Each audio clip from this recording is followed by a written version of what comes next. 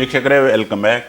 ಗಣೇಶ, ಯಾಕಾನ ಸಿಗುತ್ತೀವೋ ಹುಡುಗಿಯರಿಗೆ ಬೇರೆ ಶಿಕ್ಷೆ ಇಲ್ವಾ ಗಂಡಸರು? ಹೆಂಗ್ ಬರುತ್ತೆ ಸರ್ ಈ ಲೈನ್ ನಿಮಗೆ? ಅಲ್ಲ, ನಾನು ನಿನ್ನ ಅನುಭವ ಕೇಳೋಣ ಅಂತಿದ್ರೆ ನನ್ನ ಮೇಲೆ ಆಗ್ತಾ ನೋಡಿ ಹೋಗ್ಲಿ. ಸರ್ ಹೆಂಗ್ ಬರುತ್ತೆ ಸರ್ ಲೈನ್ ಇದು? ಮನಸ್ಸಿನ ಆಳದ ಮಾತು, ಸ್ವಾನುಭವಗಳು ಜಾಸ್ತಿ. ಆಮೇಲೆ ಬಹಳ ಖುಷಿ ಆಗುತ್ತೆ ಆಕ್ಟ್ ಮಾಡ್ಬೇಕಾದ್ರೆ ಈ ಥರ ಲೈನ್ಗಳಿಗೆ. ಆಮೇಲೆ ಜನ ನೋಡಿದ್ರೆ ನ್ಯಾಚುರಲ್ ಮಾಡೋನು ಗಣೇಶನ ಅನುಭವ.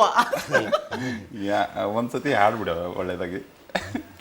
ಯಾಕಾನ ಸಿಗುತ್ತೀವ ಹುಡುಗಿರಿಗೆ ಬ್ಯಾರೆ ಶಿಕ್ಷೆ ಇಲ್ವ ಗಂಡಸ್ರಿಗೆ, ಹೆಂಗೋ ಇದ್ವಿ ನಾವು ತಕ್ಕ ಮಟ್ಟಿಗೆ, ಸುತ್ತಿಗೆಯಲ್ಲಿ ಹೊಡ್ಕೊಂಡ್ವಿ ಹೆಲ್ಮೆಟ್ಟಿಗೆ.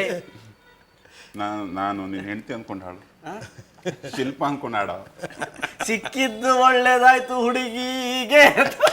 ನೋಡಿ ಸರ್, ಮನೇಲಿ ಒಂದು ಪ್ಲೇಟ್ ಹಾಕ್ತಾನೆ, ಸ್ಕ್ರೀನಲ್ಲಿ ಒಂದು ಪ್ಲೇಟ್.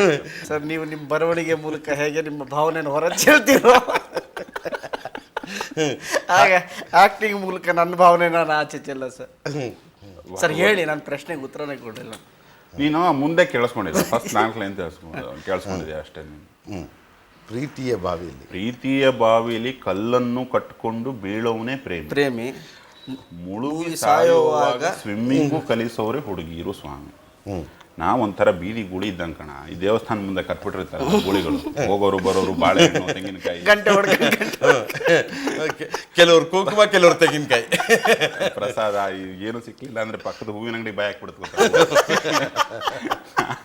ಆ ಥರ ಒಂದು ಬೇವರ್ಸಿ ಜನ್ಮಕ್ಕೆ ಹೆಣ್ಮಕ್ಳೇ ದಿಕ್ಕು ತೋರಿಸೋದು ಅಂತ ಹಾಡೋದು. ಒಂದು ಅನುಭವ ನಮಗಾಗಿದೆಯಪ್ಪ. ಭಾಳ ಹೆಣ್ಮಕ್ಳಿಂದ ಆಗಿದೆ ಅಂತ ಒಂದು ಸುದ್ದಿ ಇದೆ. ಇಲ್ಲ ಸರ್, ನಾನು ಏಕಪತ್ನಿ ವ್ರತಸ್ಥ. ನಮಗೇನು ಕೇಳಿಸಿಲ್ಲ. ನೀನು ಏಕಪತ್ನಿ ವ್ರತಸ್ಥ ಮನೆಯಲ್ಲಿ, ಆದ್ರೆ ಹಾಡು ಬರೆಯುವಾಗೆಲ್ಲ ನಿನ್ನ ಕಣ್ಣು ಮುಂದೆ ನೂರಾರು ಕಲ್ಪನೆಗಳು ಬರ್ತವೆ. ಏನಾಗ್ಬಿಡುತ್ತೆ ಅಂದ್ರೆ ಸರ್, ಒಬ್ಬ ತುಂಡು ಲಂಗ ಹಾಕೊಂಡಿರೋ ಕಾವ್ಯ ಕನ್ನಿಕೆ ಕಾಣಿಸ್ಬಿಡ್ತಾಳೆ.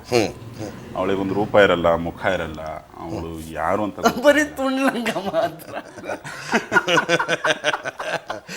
ನನಗೆ ನೆನಪಿದೆ, ನಾವು ಬಸವನಗುಡಿ ರೂಮಲ್ಲಿ ಸರ್, ಟೆರೆಸ್ ಮೇಲೆ ನಾವು ಬಟ್ಟೆಲ್ಲ ಕೂತ್ಕೊಂಡ್ರೆ ಒಂದು ಗಜಲ್ ತರೋರು. ಗಜಲ್ ತಂದ್ಬಿಟ್ಟು ನನ್ನ ಹತ್ರ ಒಂದು ಹಳೇದೊಂದು ಇದಿತ್ತು, ಟೇಪ್ ರೆಕಾರ್ಡ್. ಅದಕ್ಕೆ ಹಾಕ್ಬಿಟ್ಟು ದಮ್ ಮಾಡ್ಕೊಂಡು ಕೂತ್ಕೊಂಡ್ಬಿಡೋದು. ಬಟ್ರೆ ಏನು ಬಿಟ್ರಿ ಇಷ್ಟು. ಆಮೇಲೆ ವಯಸ್ಸಿನ ಹೆಚ್ಚು ಅಂತರ ಇಲ್ಲ, ಒಂದು 4-5 ವರ್ಷ ಹೆಚ್ಚಿಗೆ ಕಮ್ಮಿ ಅಷ್ಟೇ. ಇನ್ ಡೆಪ್ತ್ ಹೋಗೋರು, ಗಜಲ್ ಆಗಲಿ ಏನೇ ಆಗಲಿ ಬರವಣಿಗೆಯಲ್ಲಿ. ಸೊ ಅದೆಲ್ಲ ಇಲ್ಲಿ ಹೆಲ್ಪ್ ಆಗಿದೆಯಲ್ಲ ಸರ್. ಒಂದು ರೇಂಜಿಗೆ ಹಳೆ ಚಾಳಿಗಳು ತುಂಬ ಹೆಲ್ಪ್ ಆಗಿದೆ. ನನಗೇನೋ ಈ ಥರದ ಭಟ್ಟನ ಬರವಣಿಗೆನ ಕೇಳಿದಾಗ ಮತ್ತು ನೋಡಿದಾಗ ನನಗೆ ನೆನಪಾಗೋದು ಅವನ ಊರು ತಿಳುವಳ್ಳಿಯ ಬೀದಿಗಳು, ಅಲ್ಲಿರುವ ಅದು ಅತ್ಯಂತ ಪುರಾತನವಾದ ಒಂದು ದೇವಸ್ಥಾನ, ಹೋಟ್ಲು, ಆ ರಸ್ತೆ ಮೂಲೆಯಲ್ಲಿದ್ದ ಭಟ್ಟನ ಹೋಟ್ಲು, ಅವ್ರ ತಂದೆ ನಡೆಸ್ತಾ ಇದ್ದಿದ್ದು ಅಂತ ಈಗಿದೆಯೋ ಇಲ್ಲೋ ಗೊತ್ತಿಲ್ಲ ನನಗೆ. ಆ ಎಲ್ಲ ರಸ್ತೆಗಳಲ್ಲಿ ಭಟ್ಟ ಒಂದೊಂದು ಸಾಲುಗಳನ್ನು ಎತ್ಕೊಂಡಿದ್ದಾನೆ ಅಂತ ನನಗೊಂದು ಅನುಮಾನ ಇದೆ. ಹೌದು ಸರ್, ಅಲ್ಲಿನ ಸಂತೆ ಬೀದಿ ಅದೆಲ್ಲ ತುಂಬ ಹೆಲ್ಪ್ ಆಗುತ್ತೆ. ಬಾಲ್ಯ ಎಷ್ಟೇ ಅಂದರೂ ಅದು ತುಂಬ ಶ್ರೀಮಂತವಾದ್ದು. ಈಗ ಎಷ್ಟೇ ಬೇಡ ಅಂದರೂ ನಮ್ಗೆ 8ನೇ ವಯಸ್ಸಿಂದ SSLC ಏನು ನಾವು ಒಂದಿಷ್ಟು ಓತ್ಲ ಹೊಡಿತೀವಿ, ಸ್ಕೂಲಲ್ಲೋ ಬೀದಿಲೋ, ಅದೇ ಕೈ ಹಿಡಿಯೋದು. ಸೊ ಈಗ ಗಣೇಶ ಮುಂಗಾರು ಮಳೆಯಲ್ಲಿ ಅವನ್ನ ಪೋಟ್ರೆ ಮಾಡ್ಬೇಕಾದ್ರೆ ಅವನಿಗೆ ಡೈಲಾಗ್ಸ್ ಬರಿಬೇಕು, ಈ ಥರ ಬರೆದ್ರೆ ತುಂಬ ಚೆನ್ನಾಗಿರುತ್ತೆ ಅನಿಸಿದ್ದು ಒಂದು ಸಣ್ಣ ಸೀನು ಕೂಡ ಮಕ್ಕಳಾಟದ ಥರನೇ ಇತ್ತು. ಹೌದು. ಕಾಸ್ಟ್ಯೂಮ್ ಚೆಕ್ ಮಾಡೋದಕ್ಕೆ ಬಂದಿದ್ರು ಎಲ್ಲ, ಒಂದು 25-30 ಬಟ್ಟೆ ತೊಗೊಂಡು. ಇವನೊಂದು ಚಡ್ಡಿ ಮೇಲೆ ಎಲ್ಲ ಹಾಕೊಂಡು ಓಡಾಡ್ತಿದ್ದಾನೆ ಎಲ್ಲ ಹುಡುಗರೆ. ಇದು ಓಕೆನಾ ಅಂತ. ಅಲ್ಲೊಂದು ಈ ಎಷ್ಟೇ ಬೇಡ ಅಂದರೂ ಪ್ರತಿಯೊಬ್ಬನಲ್ಲಿ ಒಂದು ಸಣ್ಣ ಮಗು ಇರುತ್ತಲ್ಲ, ಅದಕ್ಕೆ ಮಾತು ಬರೆಯೋದು ಬಹಳ ಈಸಿ. ಇವ್ರ ಗಲಾಟೆ ನಡೀತಾನೆ ಇದೆ ಪಕ್ಕದಲ್ಲಿ ಹಿಂಗೆ ಎಡಗಡೆ. ಇವನಿಗೆ ಚೆನ್ನಾಗಿ ಗೊತ್ತು, ಒಂದಿಷ್ಟು ದೀವಾನ್ಗಳು ಹಾಕ್ಕೊಟ್ಬಿಟ್ಟಿದ್ರು ನಮಗೆ ಬರೆಯೋದಕ್ಕೆ. ಅಲ್ಲಿ ಕೂತ್ಕೊಂಡು ಬರೆಯೋಕ್ಕೆ ಶುರು ಮಾಡಿದ್ವಿ. ಮೊದಲಿಗೆ ಬರೆದಿದ್ದು ಸೆಕೆಂಡ್ ಹಾಫ್ ದೃಶ್ಯಗಳು. ಅದು ಇವನು ಎಲ್ಲೆಲ್ಲಿ ಚಡ್ಡಿ ಹಾಕೊಂಡು ಕುಣಿದಿದ್ನೋ ಏನು ಗೊತ್ತೀಯೋ, ಅದು ಇವನ್ ಬಾಡಿ ಲ್ಯಾಂಗ್ವೇಜಲ್ಲಿ ಕಣ್ಣಲ್ಲಿ ಅಲ್ಲಿ ಕಾಣಿಸುತ್ತೆ. ಹಾಗೆ ಒಂದಿಷ್ಟು ತಲೆಗೇಟಾಗಿರೋವು ಹೆಲ್ಪ್ ಆಗಿರೋದು. ಹೌದು ಸರ್,